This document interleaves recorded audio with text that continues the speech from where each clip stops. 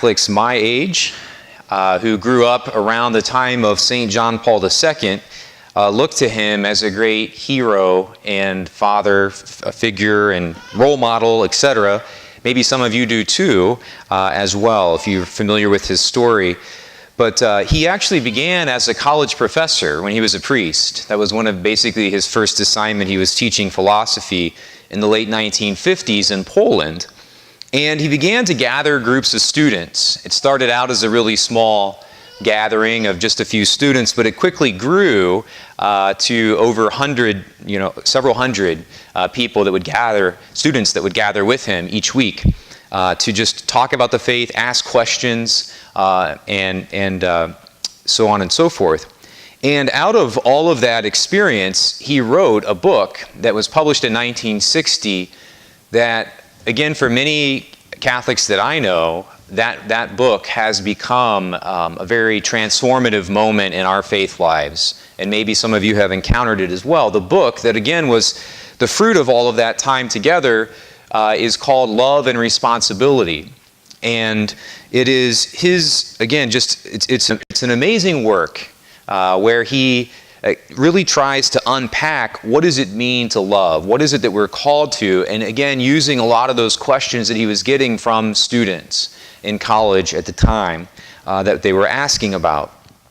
And it's just a very phenomenal, very powerful book that, again, I think many of you, if you have the opportunity to ever read it, I can't encourage that enough.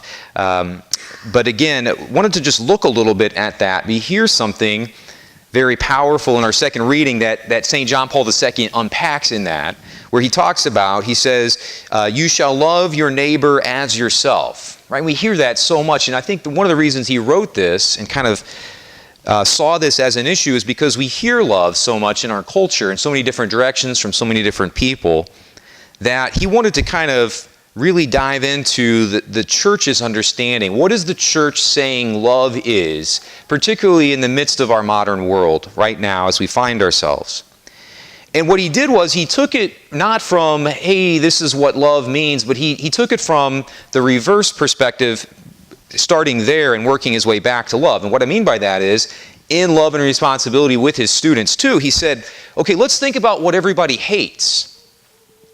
What is it that every single human person hates and detests and doesn't want to have happen to them? Right? And just kind of walks through that and kind of lists some things. But he gets to the point where he basically says, and I think we would all agree, I know it certainly makes a lot of sense to me, that the thing that we all detest is when someone uses us. When someone uses us, right? He says then, and then goes on from there to basically make the argument and the assertion that, and this is kind of the summary of the book, that the opposite of loving someone is using them. The opposite of loving someone is using them. And that has, for me, ever since I came across that, has really helped me a lot in my sort of trying to love my neighbor as myself. It's given me a much more concrete way to look at that and ask myself, am I doing that? Am I loving my neighbor as myself? Am I loving my friends, my family, my parents, my siblings, everybody around me, my parishioners, the people that I meet? How am I loving them? I can ask myself, who am I using? Who is it that I am tempted at least to use? And am I using them in any way? And if I am, then I need to stop. I need to get rid of that because that is the opposite of loving them. Because why? Because it begins to treat, and it does in fact treat the person as an object. Right? And so the opposite of loving is using. And he began to kind of, he of course is also out of then this whole project of John Paul II comes in his papacy the theology of the body. Right, which is his sort of unpacking for the first 5 years of his papacy, basically. Most of the speeches that he gave on a weekly basis were about marriage and married love. And encouraging people to look at it from that perspective of, am I using anyone? And he explains all of the church's teachings, even the controversial ones, about married love, about contraception, about where human sexuality has its proper place within marriage.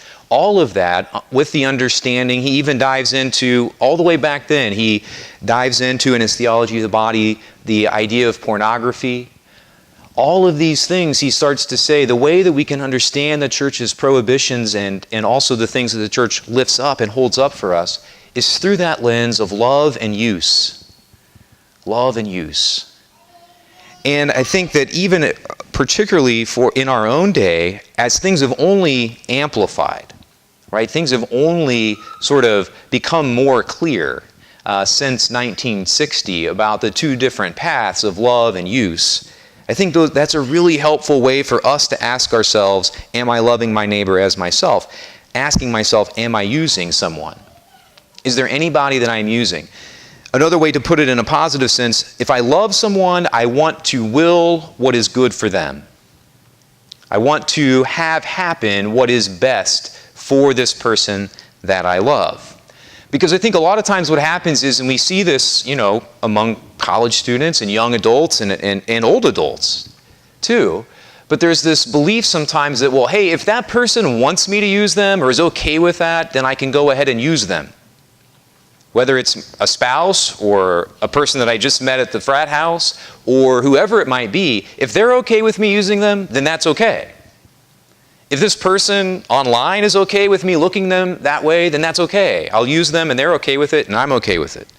Right? There's a song that I just heard on the radio. I don't know when it was written. It's probably 30 years old.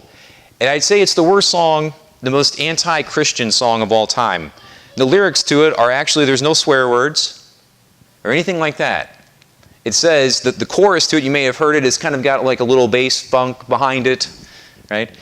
If it feels this good being used, then use me up, is the line, the chorus. If it feels this good being used, then use me up. That is the anti-Christian battle cry. Let's all use each other. We're all okay with it. You're okay with being used. I'm okay with using you. I'm okay with you using me. Let's just all use each other. But what that does, again, not only does that cause so many problems in allowing us to sin in the short run, it also trains me over and over again that other people are objects. If I can use them, then I'm in some way stripping them of their humanity, and I think of them as less than human, thus allowing me to use them. And so I began to think of people all over the place as objects. I begin to think of people, and we call that objectifying people, making them into objects. People are no longer people that have their own desires and needs, and I'm no longer caring about their own good. It's just, how can I use them? And we can use that and do that in so many other different ways, right?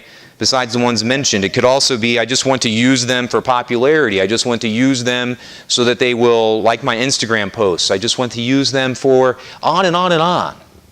How they make me feel. Right? That turns people into objects, and it is then becomes the opposite of what the Gospels are holding up and what Christ is holding up. So I think the path before us is pretty clear, and that's helped me over the last 15 or so years since I read Love and Responsibility. Am I loving people or using them? Am I loving people or using them? And I think that's the same question that Christ would put to us tonight. As we hear this challenge to love our neighbors as ourselves, we pray for the strength not to treat people as objects, but to will and love and want what is best for each person that we meet. May we continue to recognize that people are human beings made in the image and likeness of God with infinite depth and not objects, thus encouraging us to love and to never use another person.